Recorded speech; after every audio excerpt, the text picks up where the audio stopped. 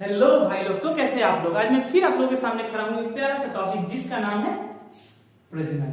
तो इस टॉपिक में अपने को पढ़ना है कि प्रजनन क्या होता है, कैसे होता है और किनके प्रजनन के बारे में पढ़ना है। तो हम लोग के सिलेबस में दिया गया है दो तरह के प्रजनन, एक होता है लैंगिक प्रजनन, एक होता है अलैंगिक प्रजनन। और लैंगिक प्रजनन में भी जो प्रजनन हम लोग पढ़ेंगे वो केवल पौधों के बारे में पढ़ेंगे, जीवों के बारे में नहीं पढ़ेंगे।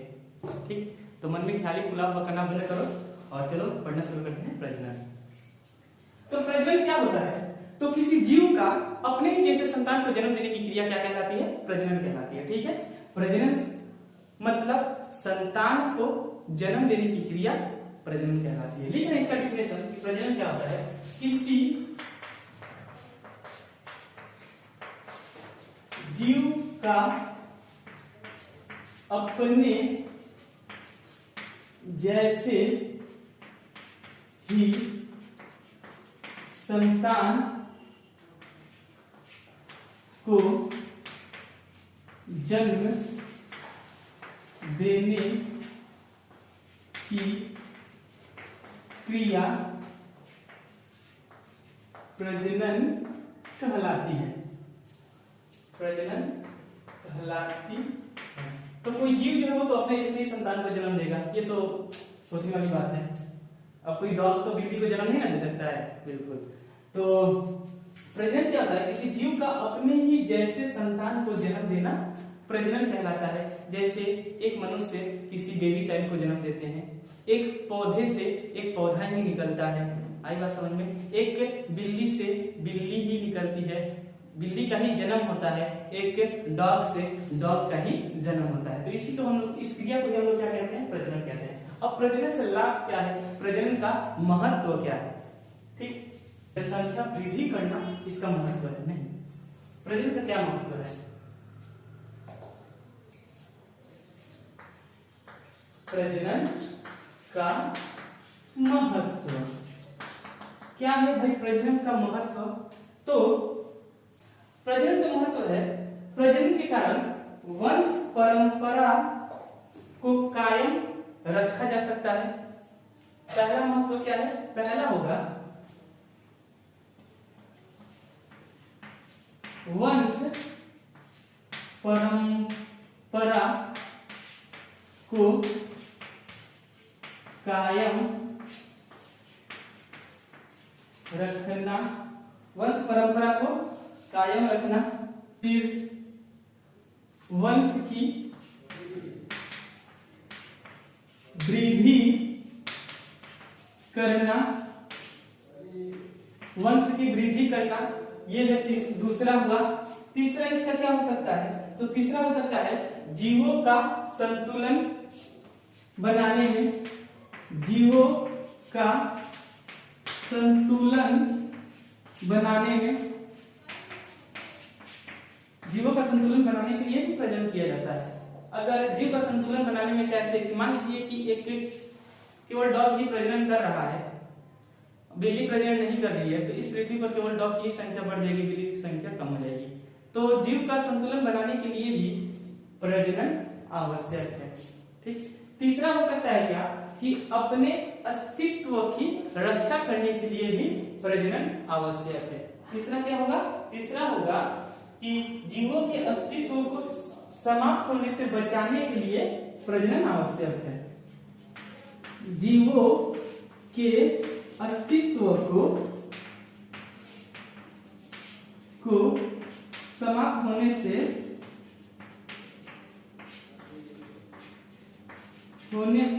बचाने के लिए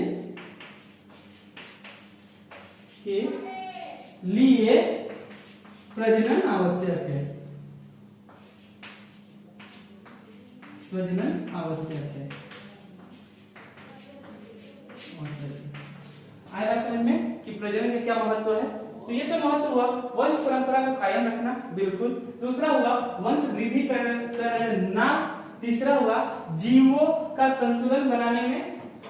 चौथा हुआ जीवों के अस्तित्व को समाप्त होने से बचाने के लिए प्रजनन आवश्यक है। तो ये हुआ हम लोग के प्रजनन के बारे में। अब होता है प्रजनन कितने प्रकार के होते हैं?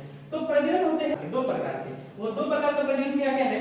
तो दो प्रकार के प्रजनन में एक है लैंगिक प्रजनन, अलैंगिक प्रजनन, अलैंगिक प्रजनन, और दूसरा है लैंगिक प्रजनन। दूसरा क्या है? लैंगिक प्रजनन। पहला है अलैंगिक प्रजनन और दूसरा है लैंगिक प्रजनन। अब है अलैंगिक प्रजनन। तो अलैंगिक प्रजनन क्या है? तो प्रजनन की वह विधि जिसमें नए संतान की उत्पत्ति नर तथा मादा कि गैमीट के संयोग के बिना ही होती है, उसे क्या कहते हैं? अलैंगिक प्रजनन कहते हैं। ठीक, अलैंगिक प्रजनन किसे कहते हैं? प्रजनन की वह विधि जिसमें नए संतान की उत्पत्ति, संतान का जन्म, नए संतान का जन्म नर तथा मादा के संयोग, नर तथा मादा के संयोग के, नर तथा मादा के गैमीट के संयोग के बिना ही होता है। नर तथा मादा के गैमीट के संयोग के बिना ही होता है, उसे हम लोग क्या कहते हैं? उसे अलैंगिक प्रजनन कहते हैं। अब ये गैमीट क्या होता है? तो नर और मादा का जो शुक्राणु अंडाणु होता है उसे हम लोग क्या कहते हैं? गैमीट कहते हैं। ठीक, जब गैमीट का संयोग के फलस्वरूप नए संतान यानी कि शुक्राणु और अंडाणु जब मिलकर नए संतान की उत्पत्ति करेगा तो उस प्रजनन को हम लोग लैंगिक प्रजनन कहेंगे। लेकिन अलैंगिक प्रजनन क्या होता है? अलैंगिक प्रजनन में गैमीट के संयोग की आवश्यकता नहीं होती है। ठीक, अलैंगिक प्रजनन में गैमीट की संयोग की आवश्यकता ही नहीं होती है।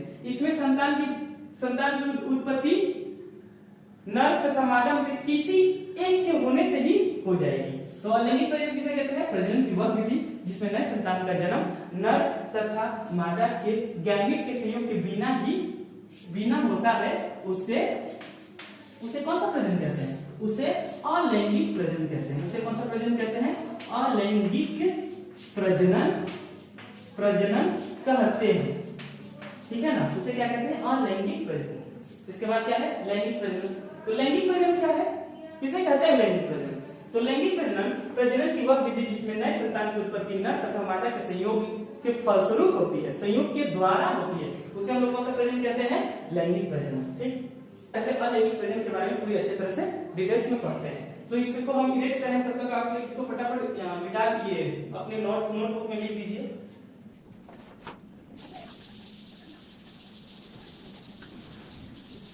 अब इस अलैंगिक प्रजनन की विभिन्न विधियां हैं। अलैंगिक प्रजनन की विभिन्न विधियां हैं। ठीक है,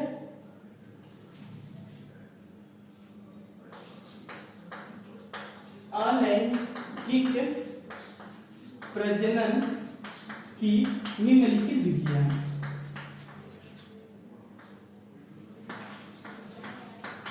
निम्नलिखित विधि है। ठीक है, अलैंगिक प्रजनन की निम्नलिखित विधि है। कौन कौन सी विधि है? तो पहला विधि है विखंडन। पहला विधि क्या है? विखंडन। तो इस विधि में क्या होता है? तो इसमें कोई जीवधारी एक या एक से अधिक भागों में विखंडित होकर अपने जैसे संतान को जन्म देता है। ठीक, विखंडन में क्या होता है? विखंडन में कोई एक कोशिकीय जीवधारी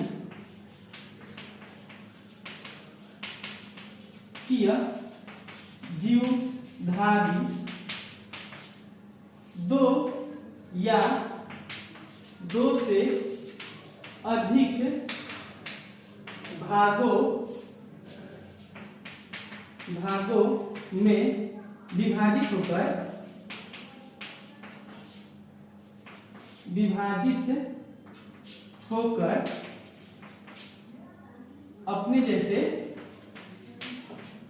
अपने जैसे संतान को जन्म देती है। आई बात समझ में?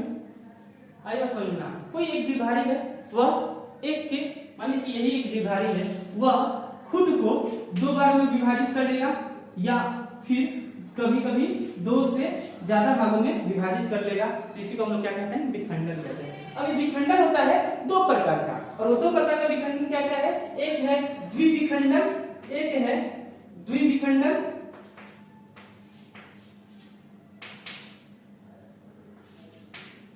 द्विविखंडन। द्विविखंडन क्या होता है, तो कोई एक कोशिकीय जीव, एक कोशिकीय जीव दो भागों में विभाजित होकर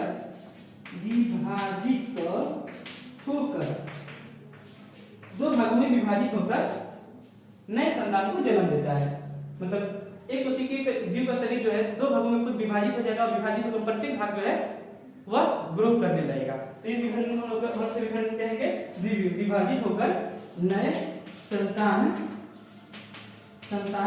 को जन्म देता है,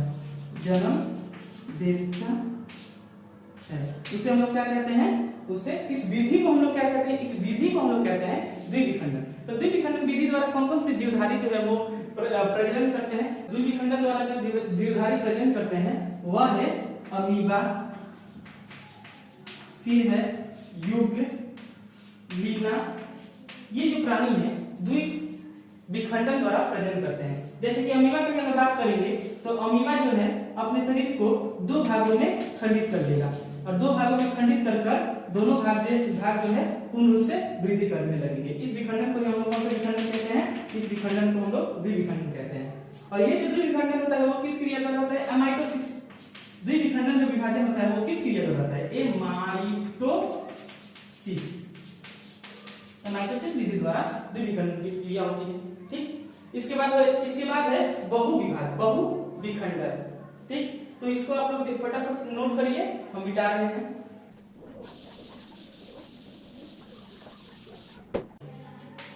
तो बहुविखंडन में क्या होता है कि इसमें कोई जीवधारी का जो शरीर है वो दो से अधिक भागों में विभाजित होकर प्रत्येक भाग जो है ग्रो करेंगे। इस विधि में जीवधारी का शरीर दो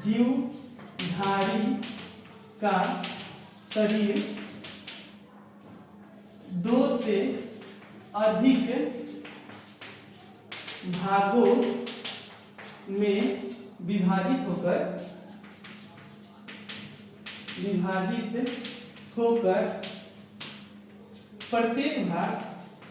विभाजित होकर प्रत्येक भाग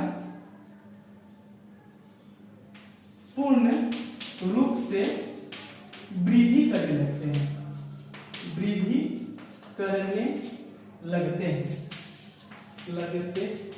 तो बहुविखंडन द्वारा कौन से प्राणी जो है वो प्रजनन करते हैं, तो बहुविखंडन द्वारा जो प्राणी प्रजनन करते हैं उस प्राणी का नाम है प्लाज्मोडियम। प्लाज्मोडियम जो है बहुविखंडन द्वारा प्रजनन करते हैं। ठीक, जैसे यह एक प्लाज्मोडियम है और ये जब विखंडित होगा तो बहुत सारे अपने शरीर को बहुत सारे भागों में विभाजित कर लेगा, अपने शरीर को बहुत सारे भागों में विभाजित कर लेगा। तो इस विभाजन को हम लोग कौन सा विभाजन कहेंगे, बहुविखंडन। प्लाज्मोडियम है, इसके साथ साथ अमीबा भी है, इसमें भी अमीबा आएगा। अमीबा भी बहुविखंडन विधि द्वारा प्रजनन करता है। ठीक, तो ये हम लोगों का अलैंगिक प्रजनन की विधि। अब अलैंगिक प्रजनन की दूसरी विधि है, जिसका नाम है मुकुलन। ठीक, अलैंगिक प्रजनन की दूसरी विधि क्या है, तो दूसरी विधि है मुकुलन। अब ये मुकुलन क्या है, तो इस विधि में जीवधारियों के शरीर में उभार उत्पन्न होता है। मुकुलन में क्या होता है, इस विधि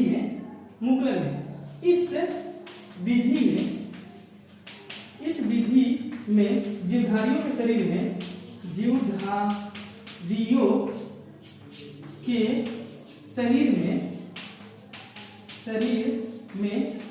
उभार उत्पन्न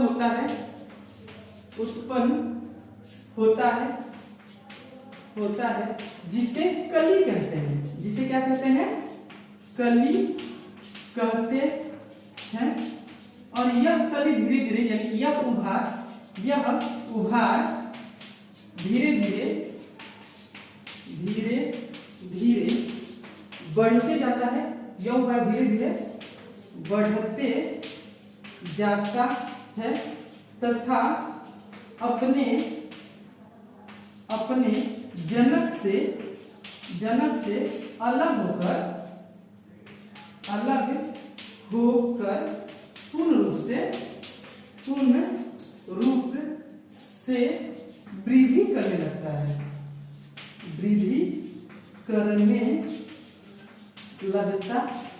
इसी विधि को हम लोग कौन सा विधि कहते हैं? मुकुलन कहते हैं। इसी को हम लोग कौन सा विधि कहते हैं? मुकुलन। तो इस विधि में क्या होता है? कोई जीव, जैसे कि वो कोई जीव क्या है? वो कोई जीव है हाइड्रा। मुकुलन विधि द्वारा कौन से जीवधारी जो है प्रजनन करते हैं? मुकुलन विधि द्वारा हाइड्रा प्रजनन करता है। कौन से जीवधारी प्रजनन करते हैं? हाइड्रा। तो इसमें क्या होता है कि कोई जीवधारी जो है ये हाइड्रा है और इस हाइड्रा के शरीर में क्या उत्पन्न होता है? इस हाइड्रा के शरीर में उभार उत्पन्न होता है और यह उभार धीरे धीरे बढ़ते जाता है और अंत में यह अपने जनक से अलग होकर पूर्ण रूप से वृद्धि करने लगते हैं। इसी को हम लोग क्या कहते हैं? इसी को मुकुलन कहते हैं। तो मुकुलन द्वारा कौन से जीवधारी प्रजनन करते हैं? तो मुकुलन द्वारा हाइड्रा प्रजनन करता है। मुकुलन द्वारा कौन से जीवधारी प्रजनन करते हैं? तो मुकुलन द्वारा हाइड्रा प्रजनन करता है। आई बात समझ में? इसके बाद है स्पोर द्वारा प्रजनन। तो इसको उतार दीजिए। हाँ,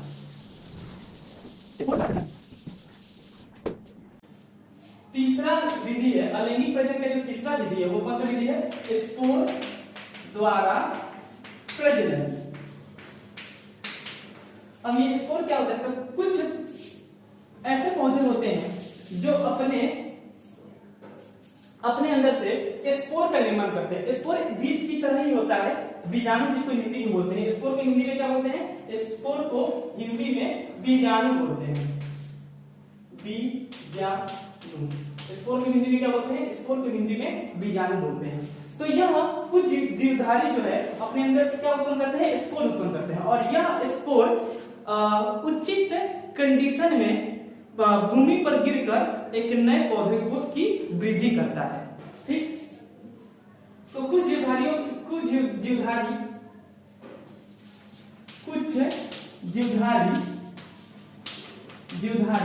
स्पोर उत्पन्न करते हैं। कुछ जीवधारी क्या उत्पन्न करते हैं? स्पोर उत्पन्न करते हैं। ठीक। और यह स्पोर कहां रहता है? तो यह स्पोर यानी कि जिसको हिंदी में क्या होते हैं? बीजाणु। यह स्पोर कहां रहता है? बीजाणु धानी में रहता है। बीजाणु धानी। स्पोर कहां रहता है? संरक्षित रहता है। तो स्पोर रहता है बीजाणु धानी में। स्पोर बीजाणु धानी में रहता है। तो यह स्पोर जो है अनुकूल परिस्थिति में, यह स्पोर अनुकूल परिस्थिति में एक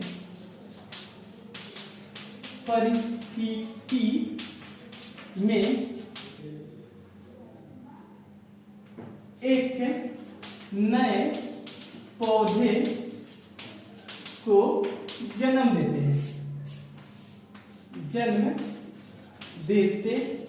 हैं। यह स्पोर अनुकूल परिस्थिति में एक नए पौधे को जन्म देते हैं। ठीक। तो देखिए स्पोर द्वारा भी नए प्राणियों का जन्म हुआ। तो स्पोर द्वारा जो प्राणियों का जन्म होता है उस प्राणी का नाम है फर्ड। उस प्राणी का नाम क्या है? तो उस प्राणी का नाम है, स्पोर द्वारा जो प्राणी जन्म देते हैं उस प्राणी का नाम क्या है? फर्ड। तो फर्ड का जो प्रजनन होता है, जन्म होता है, वो किसके द्वारा होता है? स्पोर के द्वारा ही होता है। आई बात समझ में? इसके बाद है पूर्ण जनन, जिसको इंग्लिश में बोलते हैं रीजनरेशन। पूर्ण जनन।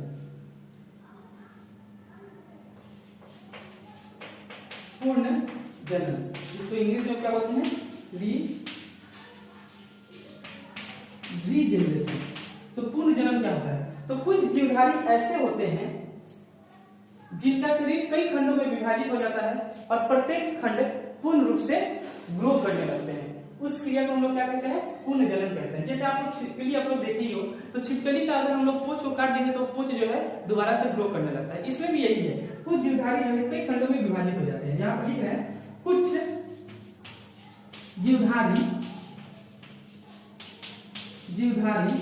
कई भागों में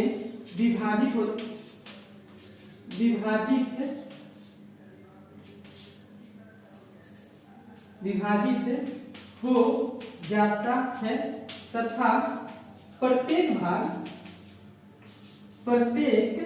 भाग पूर्ण रूप से वृद्धि करने लगते हैं।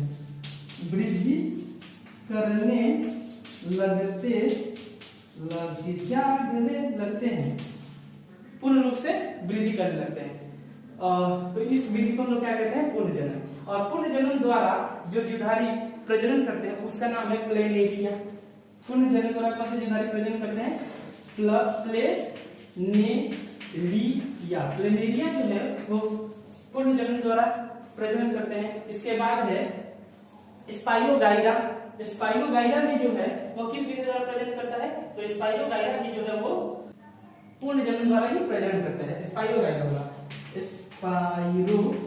स्पाइरोगाइरा, ठीक, स्पाइरोगाइरा। तो प्लेनेरिया का जो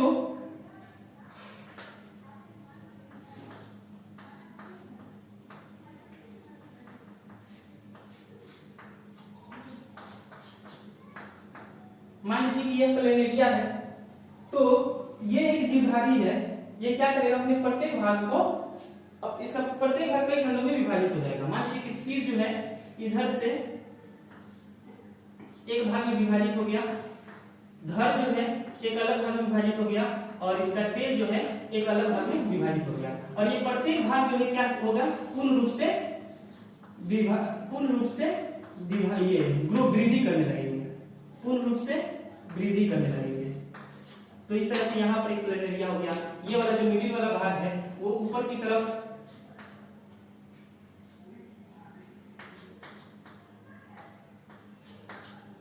नीचे वाला भाग इस तरह से प्रजनन होता है, ठीक है। तो ये जो प्रजनन की विधि है वो कौन सी विधि है? पुनर्जनन। इसमें किसी जीवधारी का शरीर जो है कई भागों में विभाजित हो गया, और कई भागों में विभाजित होकर प्रत्येक भाग जो है पूर्ण रूप से वृद्धि करने लगते हैं। इस विधि को क्या कहते हैं? पुनर्जनन। स्पाइरो में वैसे ही होता है। स्पाइरो का जो रचना होता है यह कुछ इस तरह का एक पट्टी के समान रचना होता है। स्पाइरोगाइरा का जो रचना होता है वो कुछ इस तरह से पट्टी समान रचना होती है, और इसका प्रत्येक भाग जो है वो कई भागों में खंडित हो जाता है। कई भागों में खंडित होकर प्रत्येक भाग जो है पूर्ण रूप से वृद्धि करने लगते हैं। इस विधि को हम लोग क्या कहते हैं? इस विधि को ही हम लोग कहते हैं पुनर्जनन। तो अलैंगिक प्रजनन की ये सब विधियां हुई, आएगा समझ में। इसके बाद हम लोग पढ़ेंगे वर्धी प्रजनन के बारे में। इसको आप लोग फटाफट अपने नोटबुक में नोट करिए, तब तक इसको हम मिटा रहे हैं। हाँ, और एक बात बोलना भूल गए, जो स्पोर है ये स्पोर, तो स्पोर क्या है? स्पोर जो है वो अलैंगिक प्रजनन की इकाई है। बहुत ही इंपॉर्टेंट क्वेश्चन जो यहाँ पर हम बना रहे हैं। अलैंगिक प्रजनन की इकाई क्या है? अलैंगिक प्रजनन की इकाई क्या है? स्पोर। बेसिभाग जीव जितने जो भी अलैंगिक प्रजनन करते हैं वह किसके द्वारा अलैंगिक प्रजनन करते हैं? स्पोर द्वारा ही अलैंगिक प्रजनन करते हैं। इसीलिए अलैंगिक प्रजनन की इकाई क्या है? तो अलैंगिक प्रजनन की इकाई है स्पोर, यानी कि बीजाणु। और बीजाणु कहाँ रहता है? तो बीजाणु रहता है बीजाणु धानी में। आएगा समझना। अब मिटा रहे हैं इसको।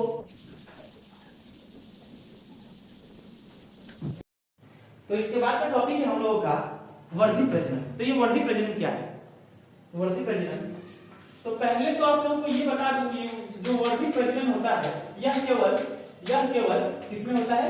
पौधों में होता है। यह केवल किसमें होता है? पौधों में। अब ये वर्धी प्रजनन है क्या? तो प्रजनन की वह विधि जिसमें पौधे के वर्धी भागों द्वारा प्रजनन होता है उसे हम लोग कौन सा प्रजनन कहते हैं? वर्धी प्रजनन कहते हैं। वर्धी प्रजनन क्या होता है? प्रजनन की वह विधि जिसमें नए संतान की उत्पत्ति, नए संतान की उत्पत्ति पौधे के वर्धी भाग, पौधे के वर्धी भाग। अब ये वर्धी भाग क्या क्या है? तो वर्धी भाग है जड़, तना और पत्ती। तो ये सब के जो भाग है, कौन सा भाग है? पौधे का वर्धी भाग है। तो पौधे के वर्धी भागों द्वारा यदि नए संतान की उत्पत्ति होगा तो उस प्रजनन को हम लोग कौन सा प्रजनन कहेंगे? तो उस प्रजनन को हम लोग कहते हैं वर्धी प्रजनन। प्रजनन की वह विधि जिसमें नए संतान की उत्पत्ति पौधे के वर्धी भाग द्वारा होता है, उससे वर्धी प्रजनन कहते हैं। याद रखेगा, एकदम आसान डिफिनेशन। अब ये वर्धी प्रजनन होता है दो तरह का। एक होता है प्राकृतिक वर्धी प्रजनन,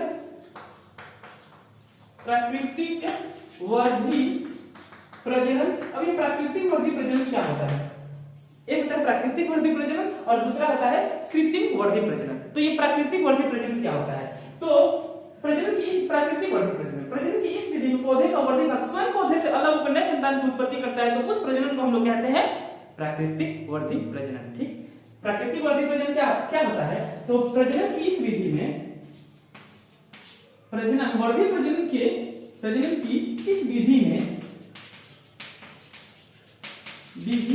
में पौधे का वर्धी भाग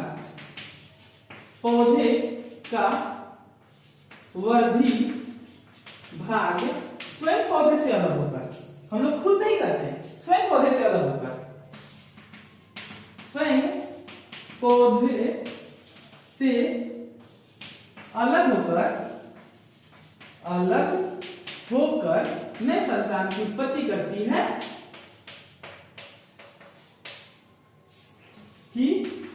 करती है, तो उस प्रजनन को हम लोग कौन सा प्रजनन कहते हैं? तो इसे प्राकृतिक वर्धी प्रजनन कहते हैं। प्राकृतिक वर्धी प्रजनन कहते हैं। ठीक, तो ये हम लोग प्राकृतिक वर्धी प्रजनन के बारे में। अब ये प्राकृतिक वर्धी प्रजनन जो है पौधे के जड़ों द्वारा होता है। यदि जड़ स्वयं पौधे से अलग होकर नए पौधे की उत्पत्ति करेगा तो उससे वो जड़ों द्वारा प्राकृतिक वर्धी प्रजनन होगा। अगर तना स्वयं पौधे से अलग होकर नए पौधों को जन्म देगा तो तना द्वारा प्रजनन होगा। और यदि पत्ती पौधे से अलग होकर नए पौधों को उत्पत्ति देगा, जन्म देगा, तो वो होगा पत्ती द्वारा प्राकृतिक वर्धी प्रजनन। तो सबसे पहले हम लोग पढ़ रहे हैं जड़ों द्वारा प्राकृतिक वर्धी प्रजनन। किसके द्वारा? जड़ों द्वारा। तो जड़ों द्वारा कौन कौन सा पौधा जो वो प्रजनन करता है? तो जड़ों द्वारा प्रजनन करने वाले पौधे में से एक पौधा है जिसका नाम है शकरकंद।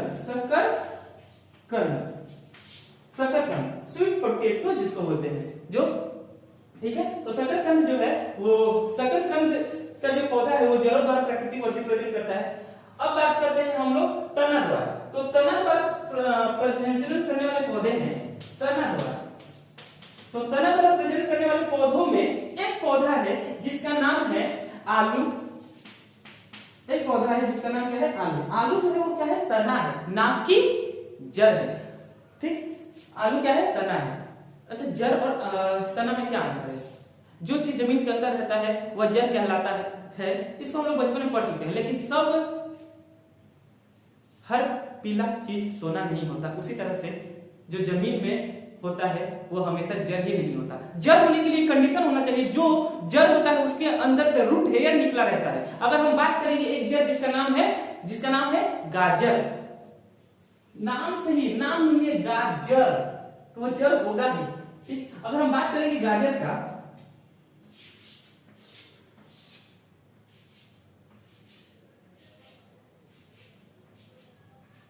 अगर हम बात करेंगे गाजर का, तो गाजर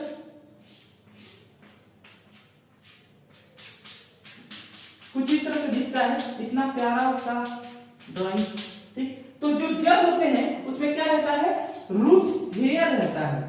ठीक है, लेकिन क्या आप लोग कभी आलू में इस तरह से हेयर निकले हुए देखते हैं? बिल्कुल नहीं, आलू में इस तरह से हेयर वगैरह नहीं निकला रहता। जो जड़ होते हैं उसमें से ही हेयर निकला रहता है। आई बात समझ में? तो आलू जड़ नहीं है, आलू क्या है? आलू तना है। तो तना द्वारा कौन सा पौधा प्रजनन करता है? तो तना द्वारा प्रजनन करने वाले पौधे में एक है आलू, इसके साथ और भी है। और क्या है? दूब। दूब तो आप लोग पता ही होगा, दूब क्या होता है? वो घास, छोटा छोटा घास, ठीक है। आलू हुआ, दूब हुआ, घास हुआ, इसके साथ साथ आलू, दूब, घास, इसके साथ साथ है जलकुंभी। इसके साथ साथ क्या है? और जलकुंभी। तो ये सब जो है तना द्वारा प्रजनन करते हैं। अब आ रही है पत्तियों द्वारा। तो पत्तियों द्वारा प्रजनन करने वाले पौधों में पत्ती द्वारा, ठीक, तो पत्ती द्वारा तो पत्ती द्वारा कौन से पौधे जो है प्रजनन करता है? तो पत्ती द्वारा प्रजनन करने वाले पौधे हैं, एक पौधे का नाम है जिसका नाम है पत्थरचूर। एकदम अजीब सा नाम है, लेकिन अपने को याद करना पड़ेगा कि पत्थरचूर। पत्थरचूर आप लोग अगर नेट में सर्च करिएगा कि पत्थरचूर क्या है, ब्रायोफाइलम जिसको इंग्लिश में बोलते हैं, तो उसका आप लोगों को इमेज जो है, मतलब फोटो जो है वो दिखाई देने लगेगा ये नेट में, ठीक। तो ब्रायोफाइलम जिसको इंग्लिश में बोलते हैं, पत्थरचूर हिंदी नाम है पत्थरचूर। पत्थरचूर है। एक और पौधा है जिसका नाम है बिग्नोनिया। बिग्नोनिया। ये दोनों पौधे जो हैं वो किसके द्वारा प्रजनन करते हैं? पत्तियों द्वारा। क्या होता है एक्चुअली इस पौधे में? तो इस पौधे की पत्तियों में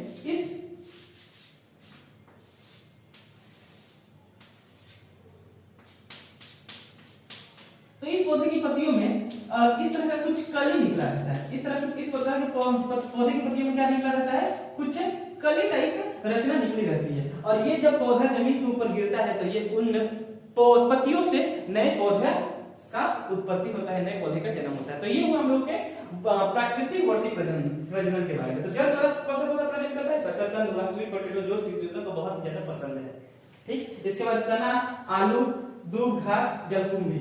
और पत्ती द्वारा प्रजनन करने वाले पौधे में पत्थरचूर, बिग्नोनिया। इस तरह से एग्जाम में आता है कि पत्ती द्वारा कौन सा पौधा प्रजनन करता है? तो पत्ती द्वारा प्रजनन करने वाले पौधे में पत्थरचूर, बिग्नोनिया। आएगा समझ में? एकदम फटाफट आप लोग अपने इसको नोटबुक में उतार लीजिए। इसके बाद हम करवाएंगे कृत्रिम वर्ती प्रजनन के बारे में। तो हम शुरू कर रहे हैं मिटाना।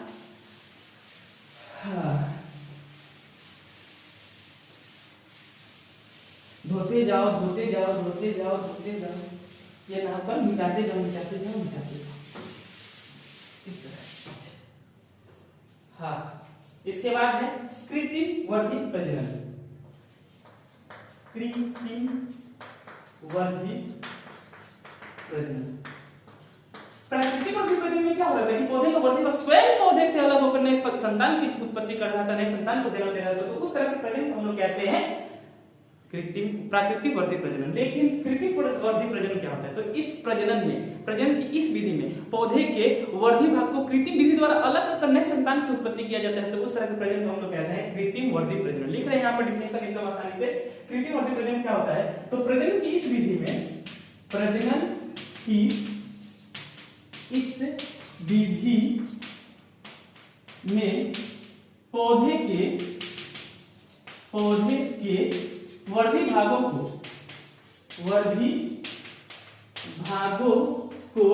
कृत्रिम विधि द्वारा, किसके द्वारा?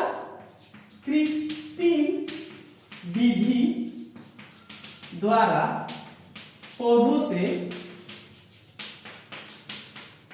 अलग करके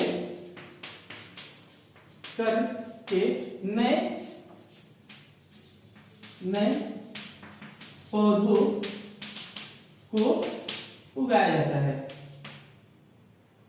नए पौधों को उगाने की क्रिया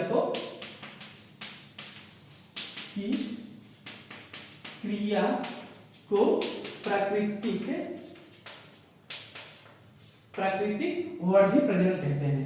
प्राकृतिक वर्धी प्रजनन कहते हैं, याद रहेगा। तो ये है प्राकृतिक वर्धी प्रजनन। पौधे के वर्धी भाग को कृत्रिम विधि द्वारा, मतलब खुद हम लोग अलग करेंगे और अलग करके एक नए पौधे की उत्पत्ति कर देंगे। तो उस तरह के प्रजनन को हम लोग प्रजनन करेंगे कृत्रिम वर्धी प्रजनन। आई बात समझ में? एकदम आसान सा। अब ये जिस तरह से प्राकृतिक वर्धी प्रजनन की अलग अलग विधियां है। प्राकृतिक वर्धी प्रजनन जो होता था जड़ द्वारा होता था, तना द्वारा होता था और पत्तियों द्वारा होता था। इसी तरह से कृत्रिम वर्धी प्रजनन का भी अलग अलग विधि है, जिसमें से सबसे पहला विधि का नाम है कलम लगाना।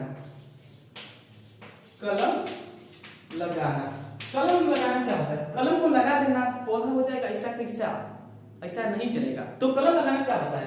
तो इस तरह के प्रयोग में क्या किया जाता है कि पौधे के तना को पौधे से काटकर, पौधे के तनों को काटकर खाद युक्त मिट्टी में लगा देते हैं और कुछ दिन के बाद देखते हैं कि उस तना में से शाखाएं निकल जाती है, जिससे एक नए पौधे की उत्पत्ति हो जाती है। इस तरह के प्रयोग को हम लोग क्या कहते हैं? कलम लगाना कहते हैं। आप लोग खुद ऐसे किए होंगे, जवा का फूल, आपको अगर हम जवा के फूल को अगर तना, जवा के फूल के तने को अगर हम लोग काट कर खाद युक्त मिट्टी में लगा देंगे तो उससे एक नए पौधा का जन्म हो जाएगा। इसी तरह से अगर हम लोग गुलाब के पौधे को भी काट कर, गुलाब के पौधे के तने को काट कर अगर हम लोग खाद युक्त मिट्टी में लगा देंगे तो नया गुलाब का पौधा की उत्पत्ति हो जाती है। तो उस तरह की विधि को हम लोग क्या कहते हैं? कलम लगाना कहते हैं। तो कलम लगाने के बारे में हम लिख रहे हैं कि कलम लगाना वास्तव में होता क्या है। तो कलम लगाना जो है इस विधि में पौधे के तने को काट कर, पौधे के तने को काट कर क्या करते हैं? खाद युक्त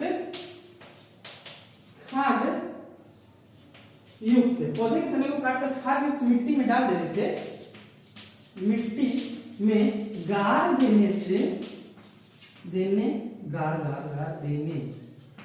गाड़ देने से कुछ दिन बाद, कुछ तो हुआ है, कुछ दिन बाद नए पौधे, कुछ दिन बाद उस जड़ में से, कुछ दिन बाद क्या होता है? कुछ दिन बाद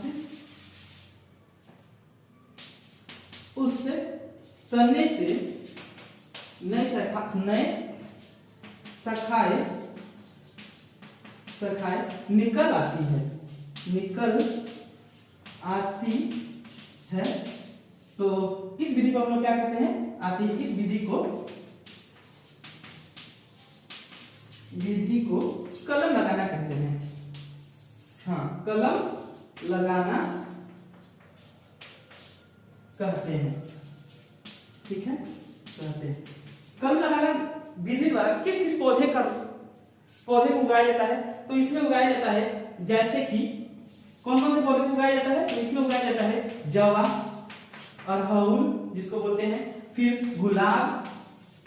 तो ये सब जो पौधा है, जवा हुआ, गुलाब हुआ, ये सब कलम लगाने की विधि द्वारा उगाया जाता है। गन्ना हो गया, गन्ना का गन्ना। ठीक हो रहा है क्या कि एक पौधे के क्या कर रहे हैं हम लोग कर क्या रहे हैं भाई हम लोग? तो हम लोग कर रहे हैं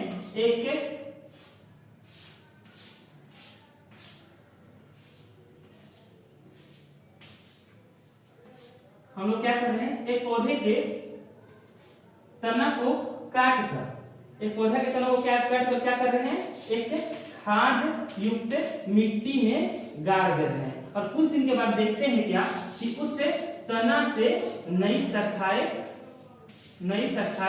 निकल आती है और जिससे एक नए पौधे का निर्माण हो जाता है। तो इस प्रयोग को हम लोग क्या कहते हैं? कलम लगाना कहते हैं। और कलम लगाना द्वारा जवाब का पौधा जो है वो कलम लगाना द्वारा विधि द्वारा प्रयोग हो सकता है, गुलाब का हो सकता है और गन्ना का हो सकता है। तो फटाफट इसको अपने नोटबुक में नोट कर लीजिए। इसके बाद हम लोग का टॉपिक रहेगा रोपण, जो कि कृत्रिम वर्धी प्रजनन का ही दूसरा तरीका है।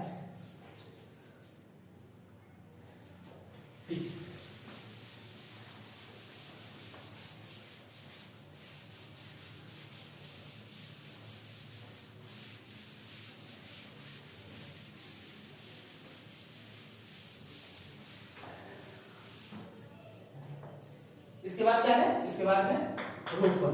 तो ये भी कृत्रिम वर्धी प्रजनन की एक विधि है। तो इस विधि में क्या किया जाता है? तो इस विधि में एक घटिया किस्म के पौधे के तने को भी टी और तिरछा शेप में काटकर, भी शेप में काट सकते हैं, टी शेप में काट सकते हैं या फिर तिरछा काट सकते हैं, काट कर दूसरे अच्छे किस्म के पौधे के तना के साथ जोड़ेंगे तो जो नया पौधा उत्पन्न होगा उसमें दोनों पौधे के गुण आ जाएंगे। इस तरह के प्रजनन को हम लोग कौन सा प्रजनन कहेंगे? रोपण इस तरह की विधि को हम लोग कौन सा विधि कहेंगे, रोपण कहते हैं। ठीक, कर क्या रहे हैं, तो इस विधि में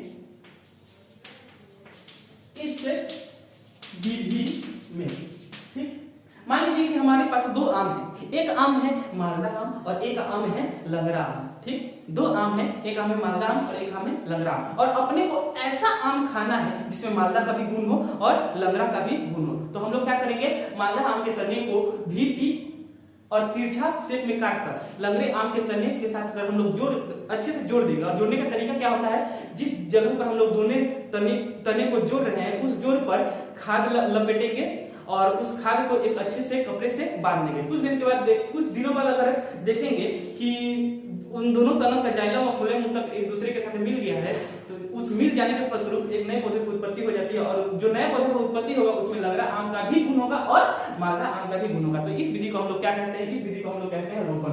लेकिन लेकिन लेकिन इस विधि के लिए जो पौधे का जाति होना चाहिए वो सेम होना चाहिए। आम का जाति ही रहे, अगर आम हम अभी क्या लिए थे, लंगड़ा आम लिए थे और मालदा आम लिए थे, आम की ही जाति लिए थे। अगर आप लोगों के दिमाग में ये आ रहा है कि अपने को अंगूर खाना है और तरबूज के आकार का, तो हम लोग एक काम करते हैं, अंगूर के तना को और तरबूज के तना को एक दूसरे के साथ जोड़ देंगे और जोड़ कर हम लोग जो नया पौधा उत्पन्न करेंगे उसमें अंगूर और तरबूज दोनों का ही गुण होगा। तो ऐसा बिल्कुल नहीं हो सकता है। रोपण के लिए जो पौधा होना चाहिए वो दोनों एक ही जाति का होना चाहिए। आई बात समझ में? ये लोग भी जाति वगैरह फॉलो करते हैं। ठीक है, हाँ, रोपण इस विधि में एक घटिया किस्म के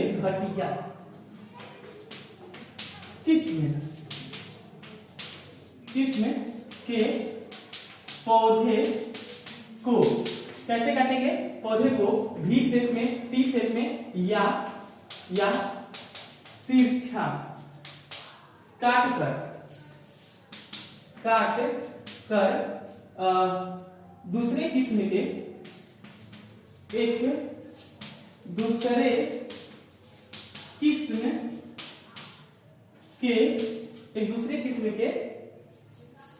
काट कर एक दूसरे अच्छे किस्म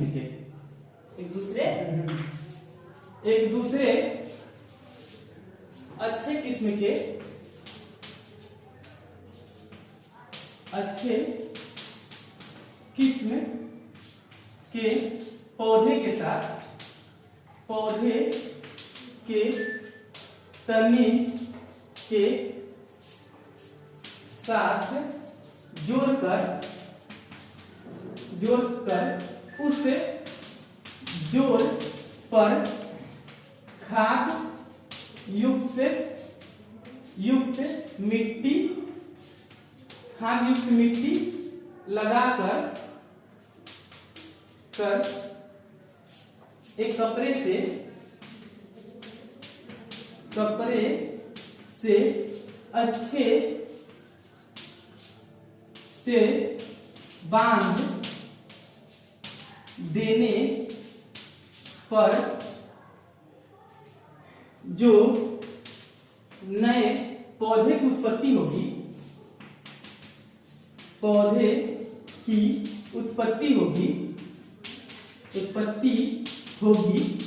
उसमें उन दोनों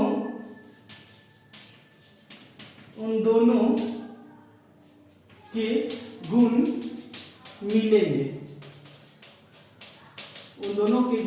मिलेंगे। इस विधि को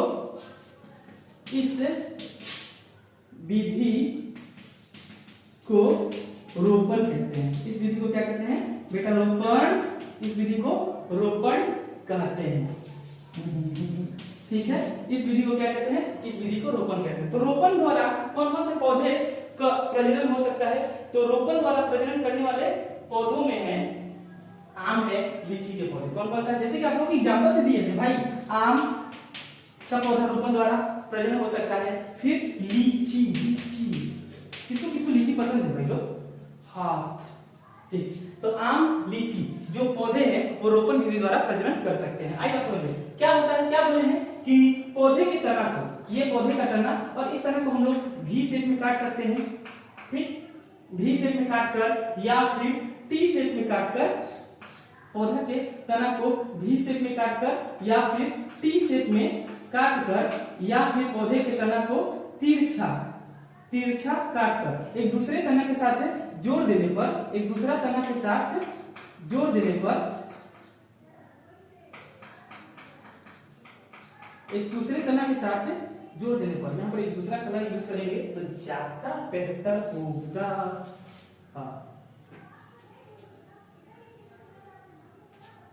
दूसरे तना के साथ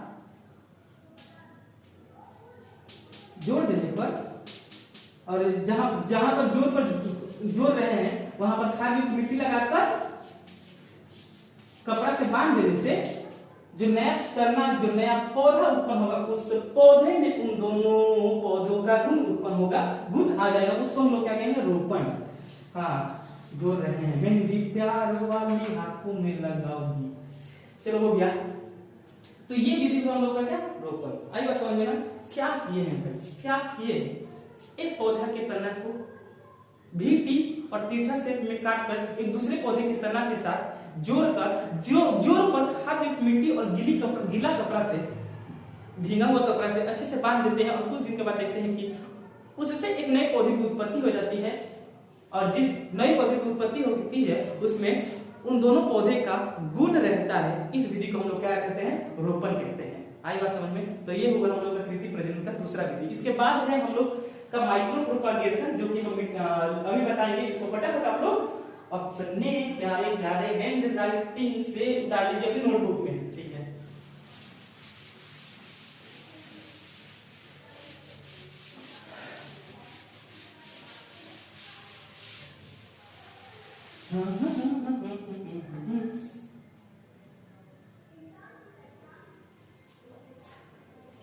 क्या है? नेक्स्ट है माइक्रो प्रोपागेशन। माइक्रो प्रोपागेशन क्या है? तो इस विधि में पौधे के तने का एकदम छोटा सा भाग, इतू सा भाग, लगभग उत्तक को काट कर एक विशेष प्रकार के घोल में डालते हैं, और उस विशेष प्रकार के घोल में पोषक तत्व रहता है और ऑक्सिन और साइटोकाइनिन हार्मोन रहता है, ठीक? और उसके अंदर डाल देने पर हम लोग देखते हैं क्या कि उस छोटे से भाग यानी कि उत्तक से नई कलिका निकल आता है। तो इस विधि को ही हम लोग क्या कहते हैं? माइक्रो प्रोपागेशन कहते हैं। लिख रहे हैं यहाँ पर इस विधि में एक नया शब्द जो इस विधि में पौधे के तने का अत्यंत, क्या हिंदी है भाई?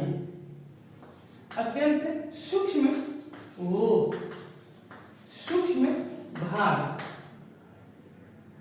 लगभग उत्तक को काट कर एक विशेष प्रकार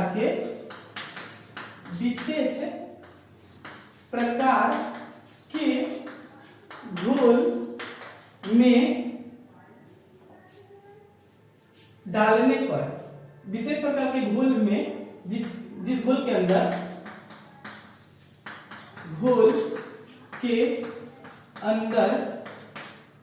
पोषक तत्व तथा ऑक्सीन और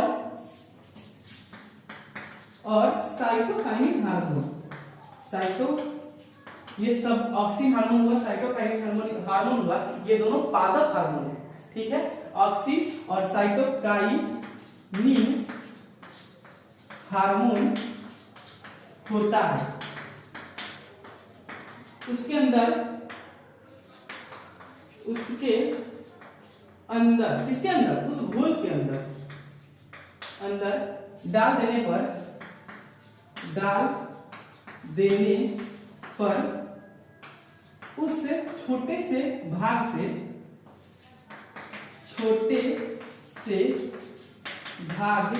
से एक नई कली की उत्पत्ति होती है, एक नई कली का जन्म होता है। इस विधि को क्या कहते हैं? माइक्रो गाड़ी नहीं, माइक्रो प्रोपागेशन, माइक्रो प्रोपागेशन कहते हैं। ठीक है, माइक्रो प्रोपागेशन को टिश्यू कल्चर, माइक्रो प्रोपागेशन को और एक नाम क्या है, टिश्यू कल्चर। टिश्यू को उत्तक बोलते हैं हिंदू में, हिंदी में उत्तक, टिश्यू को हिंदी में क्या बोलते हैं, उत्तक बोलते हैं। तो माइक्रो प्रोपागेशन को टिश्यू कल्चर भी कहते हैं। आइए समझ में हो क्या रहा है, एक विशेष प्रकार, तो पौधे की एकदम अत्यंत सूक्ष्म भाग लगभग उत्तक के बराबर को हम लोग किसमें डाल रहे हैं, एक विशेष प्रकार के घोल में डाल रहे हैं, एक विशेष प्रकार के घोल में डाल रहे हैं। और इस विशेष प्रकार के घोल में क्या क्या है, तो इस विशेष प्रकार के घोल में है पोषक तत्व और क्या है, दो तरह के हार्मोन, जिसका नाम क्या है, एक का नाम है साइटोकाइनिन और दूसरा है ऑक्सिन। क्या क्या है, एक है साइटोकाइनिन और दूसरा है ऑक्सिन। साइटोकाइनिन और ऑक्सिन युक्त घोल में डाल देने पर कुछ दिन के बाद हम लोग क्या देखते हैं, तो कुछ दिन के बाद हम लोग देखते हैं कि कुछ दिन के बाद हम लोग देखते हैं कि उस छोटा सा जो उत्तक था उसमें से कली वगैरह निकल आया है। तो इस विधि को हम लोग क्या कहते हैं, इस विधि को ही हम लोग कहते हैं माइक्रो प्रोपागेशन। अब माइक्रो प्रोपागेशन द्वारा कौन कौन से किस पौधे को का जन्म करवाया जाता है, मतलब उत्पत्ति कराया जाता है, तो जितने भी सजावटी फूल वगैरह होता है माइक्रो प्रोपागेशन द्वारा सजावटी फूलों की उत्पत्ति किया जाता है। यहाँ पर लिखते हैं इसके द्वारा इस विधि द्वारा सजावटी फूलों का फूलों को उगाया जाता है। तो ये हुआ हम लोगों का वर्धी प्रजनन के बारे में। और ठीक, तो इसके बाद हम लोग अब ये बताएंगे हम लोग कि अलैंगिक प्रजनन का क्या महत्व है। तो इसको हम मिटा रहे हैं, आप लोग फटाफट इसको नोट कर लीजिए। ठीक है,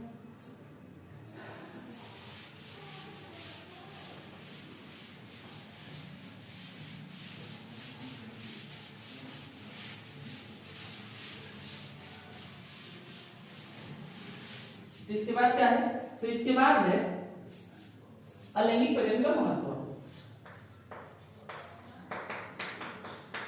अलैंगिक प्रजनन का महत्व, तो अलैंगिक प्रजनन का महत्व क्या है, ठीक।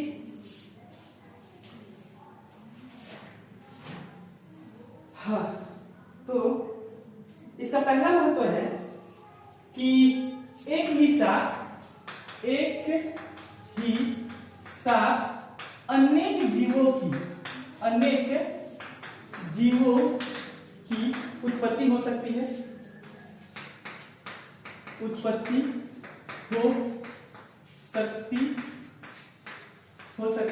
एक ही साथ अनेक जीवों की उत्पत्ति हो सकती है अलैंगिक प्रजनन में। जैसे हम लोग पहले थे बहुविखंडन, देखिए एक अमीबा था, एक और क्या नाम था, प्लाज्मोडियम, क्या नाम था, प्लाज्मोडियम। एक प्लाज्मोडियम जो है अपने शरीर को कई भागों में विभाजित कर कई प्लाज्मोडियम जो है वो बना देता था। ठीक है, तो देखिए अलैंगिक प्रजनन द्वारा क्या हो रहा है कि एक ही साथ कई जीवों की उत्पत्ति हो सकती है, तो ये हुआ पहला महत्व। ये कौन सा महत्व हुआ, ये हुआ पहला। दूसरा महत्व क्या हो सकता है कि अलैंगिक प्रजनन के लिए नर और मादा दोनों की आवश्यकता नहीं होती, इसके लिए केवल एक ही जीव की आवश्यकता होती है। दूसरा महत्व क्या हो सकता है, तो दूसरा महत्व ये हो सकता है कि इस प्रजनन के लिए केवल एक ही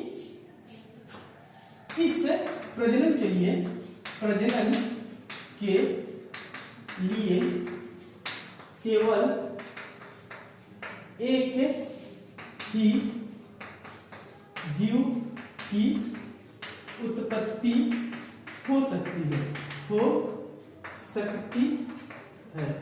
इस प्रजनन के क्या लिखिए, इस प्रजनन के लिए केवल एक ही जीव की, एक ही जनक की, एक ही जनक, अच्छे से मिटा दे, एक ही जनक की आवश्यकता होती है, आवश्यकता होती है, एक ही जनक की आवश्यकता होती है। ये हुआ हम लोगों का दूसरा। और तीसरा क्या हो सकता है? तो तीसरा महत्व है यह प्रजनन की सरल विधि है, सरल विधि है। इसमें कोई नर मादा की आवश्यकता नहीं पड़ेगी और नर मादा की आवश्यकता नहीं पड़ेगी, तो ये तो सरल विधि ना है। अलैंगिक प्रजनन करने के लिए नर को पटाओ, मादा को पटाओ, तब लैंगिक प्रजनन हो सकता है, लैंगिक प्रजनन के लिए। लेकिन इसमें किसी को पटाने की आवश्यकता नहीं है, आसानी से अलैंगिक प्रजनन द्वारा नए संतान की उत्पत्ति हो सकती है। तीसरा, चौथा क्या है? तो यह प्रजनन की सरल विधि है, यह प्रजनन की सरल विधि है। चौथा क्या है? इसमें वंश वृद्धि की दर, वंश वृद्धि की दर तीव्र होती है। वाह, तीव्र होती है। वंश वृद्धि की दर क्या होती है? तीव्र होती है। तो बहुत ज्यादा वंश की वृद्धि होती है अलैंगिक प्रजनन के द्वारा। आई बात समझ में ना? एक बार और, तो अलैंगिक प्रजनन का महत्व क्या है? तो पहला महत्व है एक ही साथ अनेक जीवों की उत्पत्ति हो सकती है, खत्म। दूसरा है इस प्रकार के लिए केवल एक ही जनक की आवश्यकता होती है, शेष। तीसरा है यह प्रजनन की सरल विधि है, और चौथा है वंश वृद्धि की दर तीव्र हो सकती है। ठीक, तो ये हुआ हम लोगों का कंप्लीट अलैंगिक प्रजनन के बारे में। इसके बाद नेक्स्ट वीडियो में हम लोग पढ़ेंगे लैंगिक प्रजनन, जो कि पौधों के बारे में पढ़ेंगे, जंतुओं के बारे में नहीं पढ़ेंगे, क्योंकि अपने सिलेबस, वेस्ट बंगाल के सिलेबस में जंतुओं के बारे में लैंगिक प्रजनन नहीं पढ़ना है, केवल लैंगिक प्रजनन किसके बारे में पढ़ना है? पौधों के बारे में। तो पढ़ाई आप लोग करते रहिए। All the very best.